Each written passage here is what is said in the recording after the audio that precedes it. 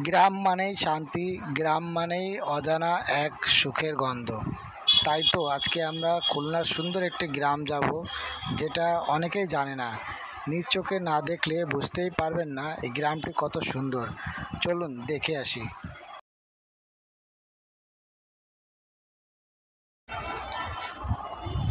আসসালামু আলাইকুম, সবাই কেমন আছেন? আজকে আমরা খুলনার একটি গ্রাম ছাগদাহা ইউনিয়নের সুন্দর প্রাকৃতিময় জায়গায় যাচ্ছি। আমার বন্ধু আরিফের সাথে কুরবানি ঈদের পরের দিন তার বাইকে করে গেলাম তার একটি বন্ধু বাড়িতে। 18 বাঁকি নদীর গা ঘেঁষা একটি ছোট্ট গ্রাম ছাগদাহা ইউনিয়নের ইচ্ছামতি গ্রামে।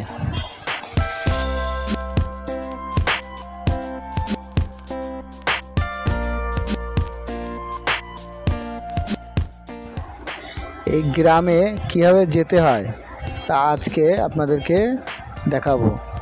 আমরা এই খুলনা খালিশপুর নতুন রাস্তা থেকে জার্নি শুরু করলাম এবং এই জেলখানা ঘাট পার হয়ে আমরা 13 খাদার যে পথ সেটি ধরেই আমরা যাব এই ছাগদাহা ইউনিয়নে। আমরা চলে আসলাম জেলখানা ঘাট। এখন এই জেলখানা ঘাট থেকে আমরা ট্রলারে করে এই রূপসা নদীটি পার হব। পার হয়ে আমরা 13 খাদার পথ ধরে সামনে এগোবো।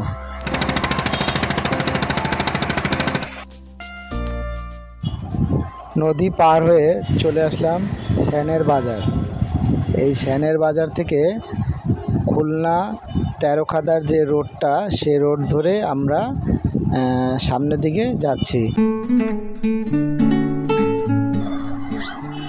আমাদের অনুভূতিগুলোকে প্রকাশ করার মতো একটি চমৎকার মাধ্যম প্রাকৃতিক সৌন্দর্য হলো আল্লাহর এক অনন্য সৃষ্টি আমাদের এই দেশ। সবুজ ভরা প্রকৃতির সৌন্দর্য এক অপরূপ স্থান। প্রকৃতি নিজেকে রানীর মতো সাজিয়ে তোলে তার সবুজ সমারোহ দিয়েই। আর এই সৌন্দর্য চিত্র সবচেয়ে মনোমুগ্ধকর দেখা যায় গ্রাম বাংলায়।